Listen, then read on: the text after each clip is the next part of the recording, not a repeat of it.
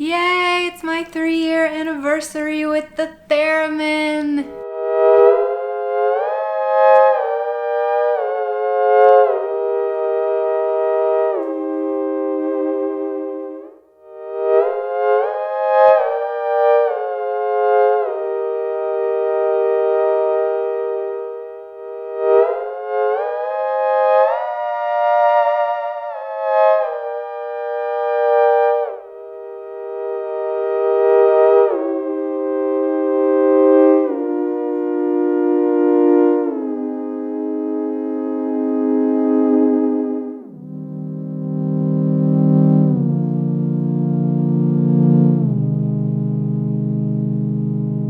So I have officially, I realized over Christmas, been playing the theremin for 3 years. And I am trying to get better at celebrating things. You know, I'm such an overachiever type person that I just move on from thing to thing and project to project. And I rarely take the time to celebrate what I've created.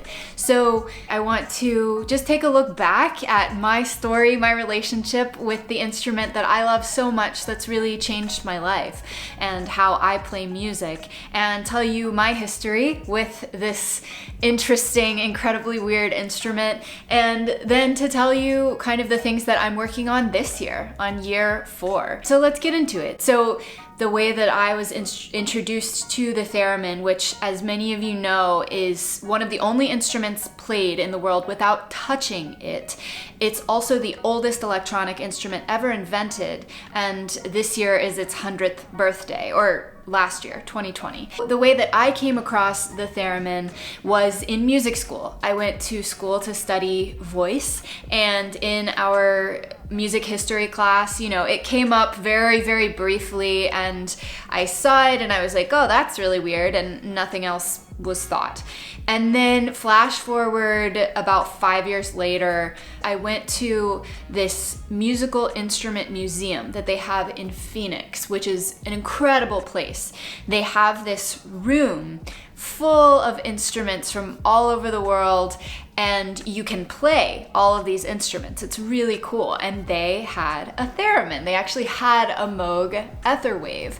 And so I was able, for the very first time, to play this instrument, and I have footage from that. Of course, I was really, really terrible, but I was just instantly enamored with this instrument that had these voice-like qualities, and me first and foremost being a singer, and that was where my passion really lied. I was like, this is so fantastical to be able to have a second voice, basically, and so I was enamored. Like I something clicked, and I was like, I think that this is the instrument for me. No instruments had really clicked for me so naturally before, and so I actually asked my parents for one for Christmas 3 years ago, and they got me this instrument. So I got my MOOG ether wave.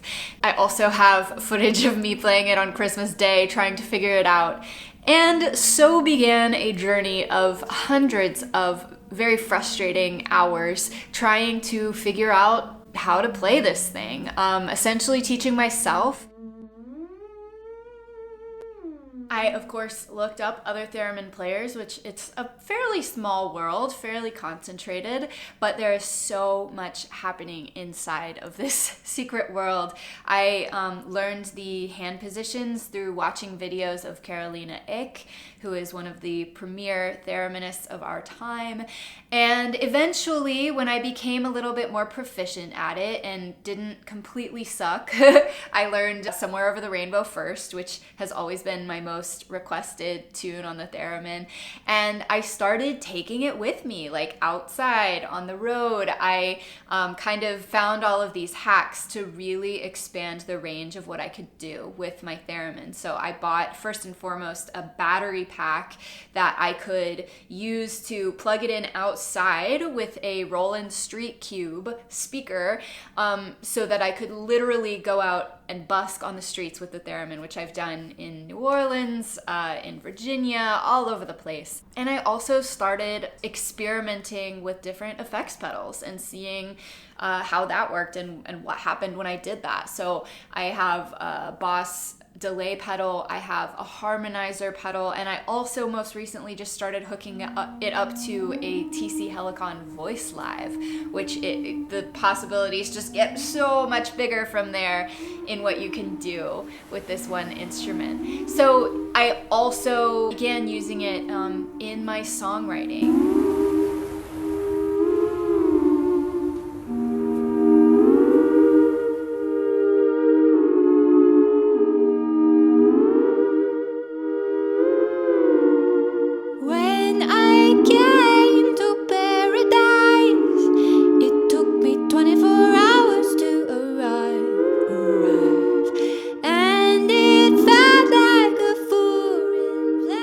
That's been such an inspirational part of my songwriting for me, because it's allowed me to kind of find my own true, authentic, weird sound. So I'll hook it up to loop stations and write songs where I'm looping the theremin with my voice, with some other instruments here and there, and it's just wonderful. It's just such a cool tool, such a cool instrument.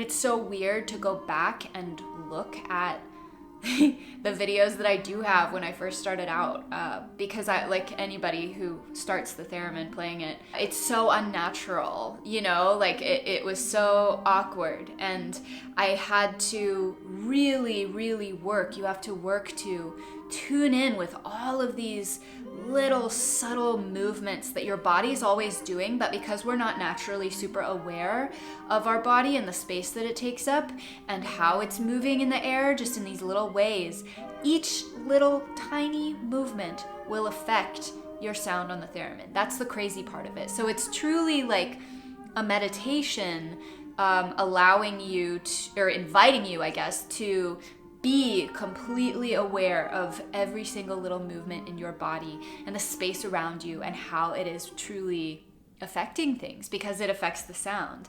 So now, of course, it comes a lot more naturally to me, and I still have such a long way to go, truly.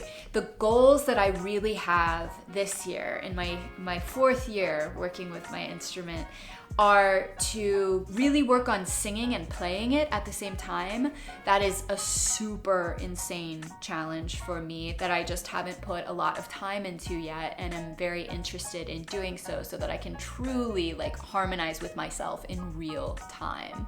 My other goal is really to just continue writing songs. I'm working on my first official record album right now, and it is a long and tedious process, I will tell you, but I think that it's going to be worth it once I can really showcase, you know, I mean, my life experience and bring that out into the world through the use of this instrument as well as my human voice. And then the other exciting thing that's crazy is that I actually, in the last couple of months of pandemic, I invested in not one, my friends, not one, but two new theremins. So one of them is the Etherwave Pro, and this is an incredibly difficult instrument to get your hands on, and that's because MOOG released a very limited number of them. I want to say in the early 2000s.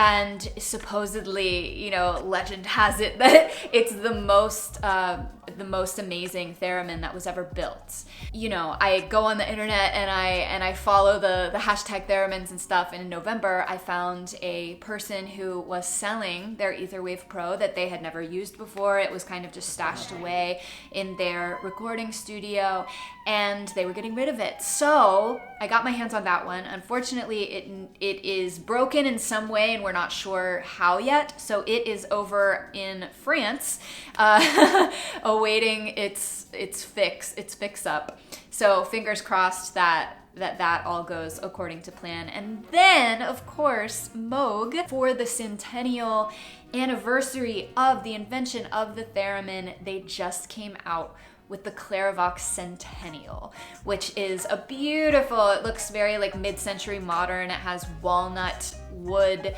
and it just looks so futuristic and cool. This new theremin that is also supposed to be just such an amazing instrument. I totally ordered it on pre-order and I cannot be more excited for the possibilities that it will have. It also has the ability to control other synthesizers through MIDI and through the CV controller. And so this is just going to open up so many more doors. You guys, I'm about to fall through a huge rabbit hole of theremin and synthesizer magic. I'm pretty excited. I don't even know what's gonna happen or what sounds are gonna come out, but I know that it's gonna be interesting and wild and weird. And I hope that you are excited to see too, because it's gonna get crazy. So yeah, this was just a short little reflection to kind of celebrate where I am with the theremin after 3 years. And I'm going to go ahead and play you guys the very first song that I learned. So I hope you enjoy, and I hope you enjoyed this video. If you did, please consider subscribing to my channel where you'll find more on the theremin and music and art and travel and all of the good, weird, wonderful things that life has to offer. Thanks, guys.